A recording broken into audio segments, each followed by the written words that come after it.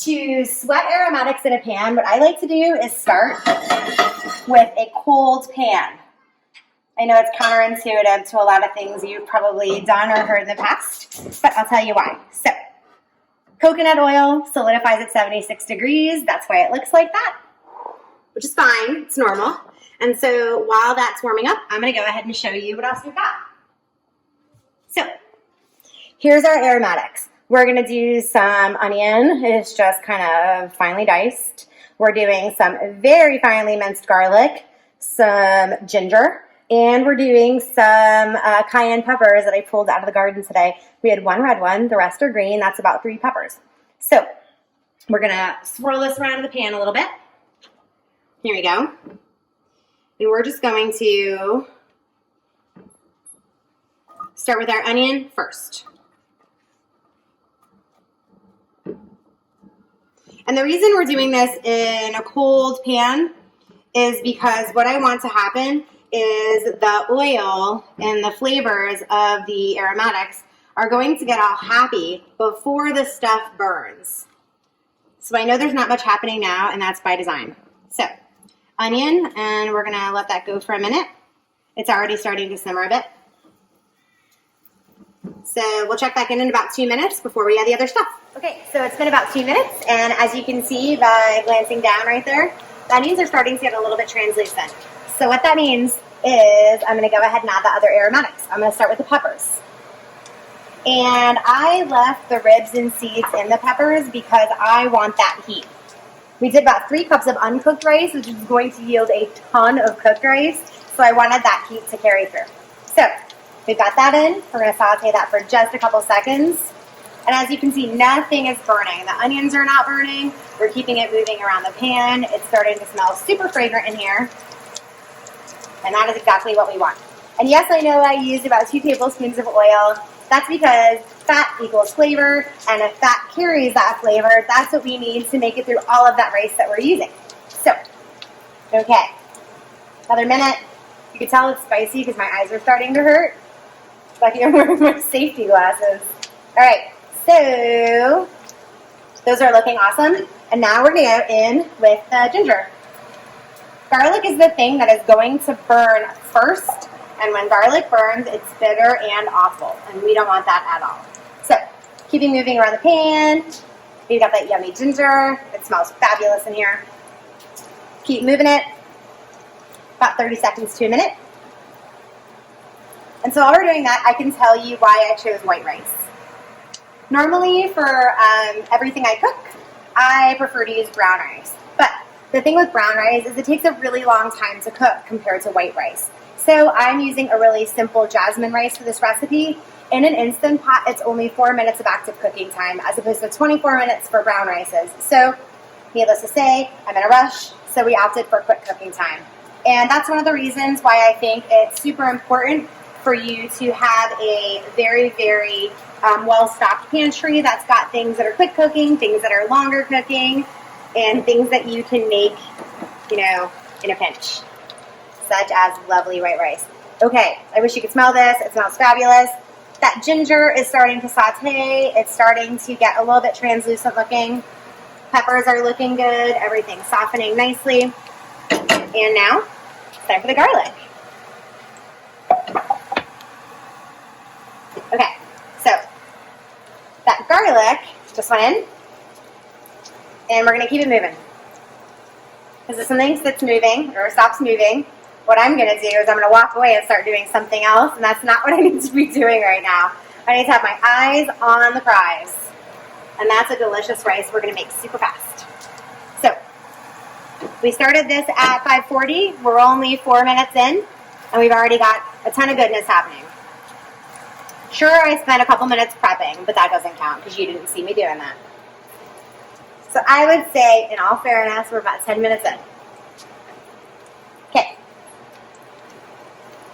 In just a minute, I'm going to shut off the heat, and then we're going to move over to our Instant Pot. Great. That looks amazing. Okay, there it goes. It's off. One more stir for good measure. Okay, now we're going to go to the Instant Pot. Okay. So, Here is my best friend. It is my best friend when it cooperates. Honey, I'm doing it again. What have I done? Voila, there it goes. It is kind of my best friend today. I couldn't get the lid on. Now I couldn't get the lid off. That is the rice. Okay, so white jasmine rice. As you can see, I am fluffing it simply with a fork. What fluffing means with a fork means to do this. You have to use a fork. You cannot fluff it with a spoon. You cannot fluff it with a knife. You have to do something with tines. These are tines on a fork. The little pokey parts. Great. So I'm fluffing this rice. It smells awesome. All I did was cook this with just a little bit of salt. Because I know that I'm going to add some soy sauce to this and I don't want to over salt it. But salt when you cook rice is very necessary. Okay, that looks amazing. Steaming hot. What I'm going to do is carefully, I'm going to move our delicious aromatics right to this.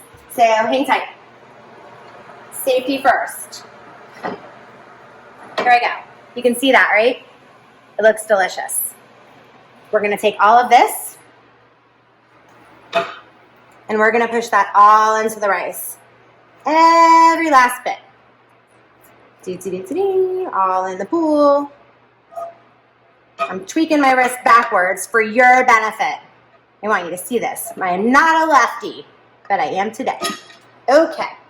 So all that's in the pool. What I'm going to do is I'm going to work this around. And I'm using the fork again because I do not like clumpy rice. And a sure way to get clumpy rice is to mix it with something other than something with tines. So we're just working that around.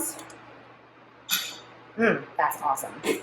Okay, now what we're going to do is we're going to give it a taste. We're going to check it for salt. So let me see.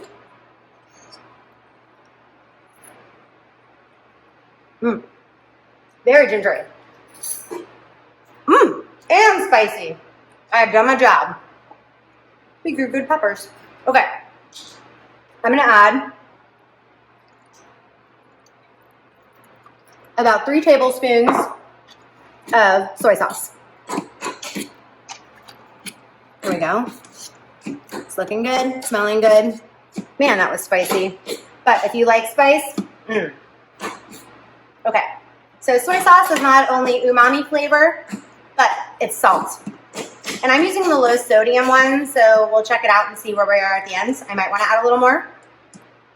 Okay, for a little brightness and acidity, a little bit of rice wine vinegar. This is not a seasoned rice wine vinegar, it is plain. And I added about a couple teaspoons of that. So after everything I add, I am stirring.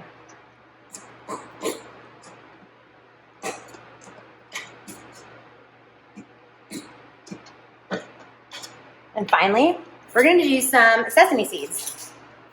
These are delicious toasted sesame seeds, and I love them. They add such an amazing nutty flavor to things, a little bit of texture. And there we go. That smells awesome. Okay, so now we're going to taste again. And I use this fork. All right, let's see where we are. It's very hot. Very good, but I have to say that it definitely could use some more soy.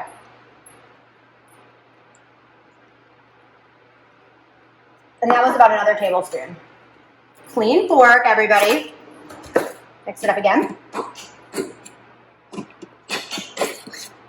Tip. Okay. And I think we should be good. Let me see if I'd want to eat this with some delicious lemongrass shrimp.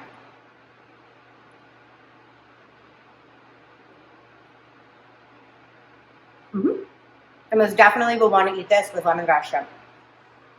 Okay, so you've learned how to sweat aromatics in a pan. You've learned how to make the fastest rice ever. And you've learned how to incorporate those ingredients to make a super fast, really delicious, flavorful rice dish that you can take to your next party. Hope you've learned something. If you have any questions, just let me know. You know where to find me. Again, this is Jenna from Uncomplicated Kitchen, and I will see you soon.